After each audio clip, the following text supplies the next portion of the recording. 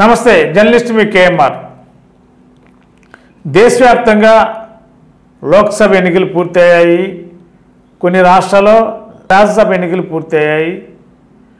ఇప్పుడు దేశవ్యాప్తంగా చర్చ అంతా కేంద్రంలో ఏ పార్టీ అధికారంలో రాబోతుంది అనేది చర్చ నడుస్తుంది వేళ.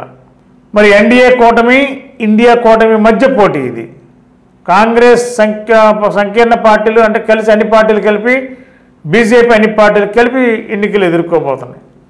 మరి ఇప్పుడు వచ్చిన ఎగ్జిట్ పోల్స్ అన్ని చూస్తే కేంద్రంలో మళ్ళా ఎన్డీఏ హ్యాట్రిక్ మూడోసారి అధికారంలో రావడానికి సింగిల్గానే మెజారిటీ వచ్చే అవకాశం ఉందని ప్రచారం ఉంది. ఎగ్జిట్ పోల్స్ అవే చెప్తున్నాయి. కొన్ని నేషనల్ మీడియాలు కూడా ఎగ్జిట్ పోల్స్ బీజేపీకి అనుకూలంగా, అంటే కేంద్రంలో ఉన్న బీజేపీ ప్రభుత్వం నేషనల్ మీడియాను కూడా తన ఆధీనంలో ఉన్నారనేది ఎప్పటి నుంచో ప్రచారం ఉంది.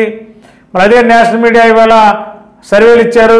ఆ సర్వేలు కూడా ఎన్డీఏ కూటమికే మంచి ఫలితాలను ఇచ్చారు. మరి 400 ఆశిస్తున్నారు బీజేపీ అధినాయకత్వం, కానీ 300 వరకు 280 నుండి 300 వరకు రావచ్చు ఎన్డీఏ కూటమికి అంటున్నారు. సింగిల్గానే బీజేపీ ప్రభుత్వం ఏర్పాటు చేయబోతుందని కూడా చర్చలు నడుతున్నాయి. మరి హ్యాట్రిక్ దిశగా అడుగులు వేయడానికి అవకాశాలు ఏ మేరకు ఉన్నాయి? మరి ఇండియా కాంగ్రెస్ కూడా గట్టిగా ఈసారి దేశవ్యాప్తంగా అన్ని పార్టీలు బాగా బలంగానే పనిచేశారు, కానీ సీట్లు పెరగట్లేదు. పార్టీకి నాయకత్వం పెరిగినా కూడా సీట్లు పెరిగే పరిస్థితి రావట్లేదు. కాబట్టి కాంగ్రెస్ కూడా గతంలో పోలిస్తే ఈసారి ప్రియాంక ఓ పక్క, రాహుల్ గాంధీ ఓ పక్క, వీళ్ళంతా కూడా తిరిగారు. గార్గే, జాతీయ అధ్యక్షుడు గార్గే తిరిగారు. కానీ ఏ మేరకు కేంద్రంలో ఇండియా కూటమి వచ్చే అవకాశం ఉందంటే ఆ పరిస్థితులు కనపడదని ఎగ్జిట్ పోల్ చెప్తున్నాయి. అది కౌంటింగ్ రోజు మరి అలా జరగకూడదని లేదు. సర్వే సంస్థలు చెప్పాయి కాబట్టి అవే స్టిక్కనే ఉండటం లేదు. మన పోలింగ్ బాక్స్లో నిక్షిప్తమై ఉన్నాయి కాబట్టి ఓట్లు, మరి దాంట్లో ఎవరికి ఓట్లు వేస్తారనేది చూడాలి. ఏదేమైనా కేంద్రంలో మళ్ళా బీజేపీ మూడోసారి అధికారంలో రావడానికి అవకాశాలు మెరుగ్గా ఉన్నాయని ప్రచారం ఉంది. ఇండియా కూటమి మళ్ళా ప్రతిపక్షానికి పరిమితం అయ్యే అవకాశం ఉందన్నారు.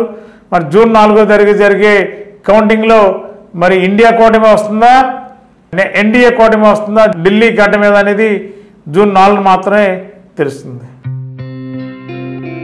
గత 20 సంవత్సరాలుగా దంత సమస్యలతో పాటు దవడ మరియు ముఖ సంబంధ సమస్యలకు చక్కని చికిత్సలు అందిస్తున్న శ్రీ రామకృష్ణ దంత వైద్యశాల, నరసింహారావుపేట, ఏలూరు.